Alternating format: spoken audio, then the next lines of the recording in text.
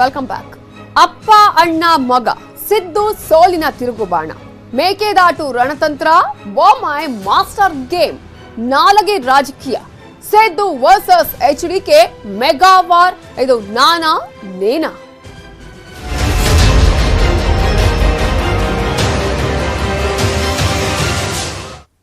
ಮಾಜಿ ಸಿಎಂ ಕುಮಾರಸ್ವಾಮಿ ವಿರುದ್ಧ ಮತ್ತೆ ಸಿದ್ದರಾಮಯ್ಯ ಅವರು ವಾಗ್ದಾಳಿಯನ್ನ ನಡೆಸಿದ್ದಾರೆ. ಕುಮಾರಸ್ವಾಮಿಗೆ ನನ್ನನ್ನ ಕಂಡ್ರೆ ಭಯ ಅಂತ ಹೇಳಿದ್ದಾರೆ. ವಿಪಕ್ಷ ನಾಯಕರಾಗಿರುವ ಸಿದ್ದರಾಮಯ್ಯ ಅವರು ಕುಮಾರಸ್ವಾಮಿ ವಿರುದ್ಧ ವಾಗ್ದಾಳಿಯನ್ನ ಮಾಡಿದ್ದಾರೆ. ನನ್ನ ವಿರುದ್ಧ ಮಾತನಾಡಿದ್ರೆ ಅವರಿಗೆ ರಾಜಕೀಯ ಲಾಭ ಸಿಗುತ್ತೆ, ಅವರ ರಾಜಕೀಯ ಲಾಭಕ್ಕಾಗಿ ನನ್ನ ಹೆಸರನ್ನ ಬಳಕೆ ಮಾಡ್ತಿದ್ದಾರೆ, ನಾನು ಸೋತಿದ್ದೀನಿ ಅಂತ ಹೇಳ್ತಾರೆ ಕುಮಾರಸ್ವಾಮಿ ಅವರು. ಏನು ಅವರೇನು ಗೆದ್ದಿದ್ದಾರಾ? ಅವರೇನು ಸೋತಿಲ್ವಾ? ಅವರಪ್ಪ ಸೋತಿದ್ದಾರೆ, ಅವರ ಅಣ್ಣ ಸೋತಿದ್ದಾರೆ, ಅವರ ಮಗ ಕೂಡ ಸೋತಿದ್ದಾರೆ.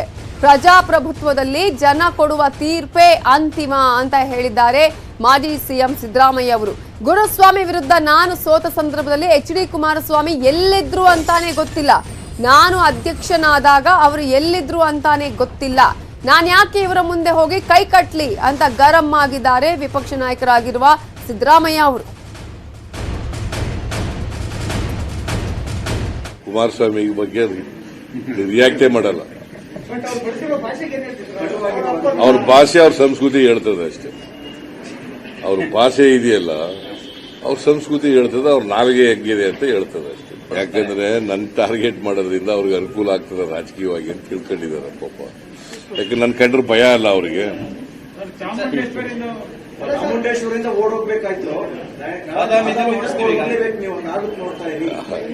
ಅವರು ಸೋತಿದ್ದಾರೆ, ಅವರು ಸೋತಿದ್ದಾರೆ, ಅವ್ರ ಅಪ್ಪನೂ ಸೋತಿದ್ದಾರೆ, ಅವ್ರ ಅಣ್ಣನೂ ಸೋತಿದ್ದಾರೆ. ಮರ್ತ್ಬಿಟ್ರೆ ಹೆಂಗೆ? ರಾಜಕೀಯದಲ್ಲಿ ಎಲ್ಲರೂ ಸೋತಿದ್ದಾರೆ. ದೇವೇಗೌಡರು ಸೋತಿದ್ದಾರೆ, ಕುಮಾರಸ್ವಾಮಿನೂ ಸೋತಿದ್ದಾರೆ, ಅವ್ರ ಅಣ್ಣನೂ ಸೋತಿದ್ದಾರೆ, ಮಗನೂ ಸೋತಿದ್ದಾರೆ. ಏನ್ ನಮಗೇನ್ರಿ ಹೇಳೋದು? ಪ್ರಜಾಪ್ರಭುತ್ವ ವ್ಯವಸ್ಥೆಯಲ್ಲಿ ಮಿನಿಮಮ್ ತಿಳ್ಕೋಬೇಕು. ಜನ ತೀರ್ಮಾನ ಮಾಡೋದು, ಸೋಲು ಗೆಲುವನ್ನ ಜನ ತೀರ್ಮಾನ ಮಾಡೋದು. ಜನ ಏನ್ ತೀರ್ಪು ಕೊಡ್ತಾರೆ ಅದು ಒಪ್ಕೋಬೇಕು. ಈಗ ಇವ್ರು ಎಲ್ಲಿದ್ರು ಅಂತ ಗೊತ್ತೇ ಇಲ್ಲ ನನಗೆ. ಆ ಕಾಲದಲ್ಲಿ ನಾನು ಅಧ್ಯಕ್ಷನಾಗಿದ್ದಾಗ ಈ ಕುಮಾರಸ್ವಾಮಿ ಎಲ್ಲಿದ್ರು ಅಂತಲೇ ಗೊತ್ತಿಲ್ಲ.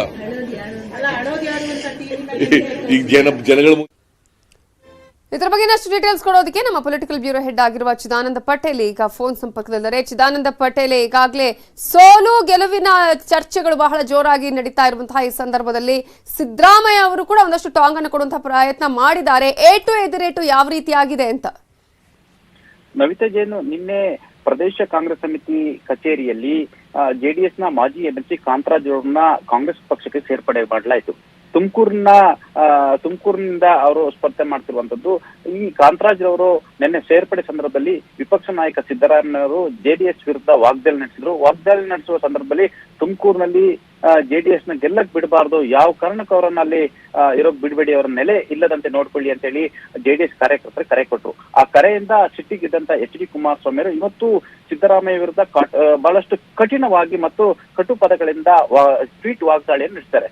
ಪ್ರಮುಖವಾಗಿ ಸಿದ್ದರಾಮಯ್ಯನವರು ಎಲ್ಲ ಒಂದ್ ಕಡೆ ಯಾರೋ ಕಟ್ಟಿದ ಮನೆಗೆ ಉತ್ತದ ಇರುವಂತ ಜಾಗಕ್ಕೆ ಆವಾಗಿ ಸೇರ್ಪಡೆಯಾಗಿದ್ದಾರೆ ಅನ್ನೋ ಒಂದು ಆರೋಪವನ್ನು ಮಾಡಿರುವಂತದ್ದು. ಮತ್ತು ಅವರು ಚಾಮುಂಡೇಶ್ವರಲ್ಲಿ ಗುರುಸ್ವಾಮಿ ವಿರುದ್ಧ ಸೋತ ಸಂದರ್ಭದಲ್ಲಿ ಅನುಗ್ರಹದಲ್ಲಿ ಅಳುತ್ತಾ ನಿಂತಿದ್ರು. ಮತ್ತೆ ನಾನು ವಕೀಲಿಕೆ ಮಾಡ್ತೀನಿ ಅಂತ ಹೇಳಿ ವಾಪಸ್ ಹೋಗ್ತಾ ಇದ್ರು.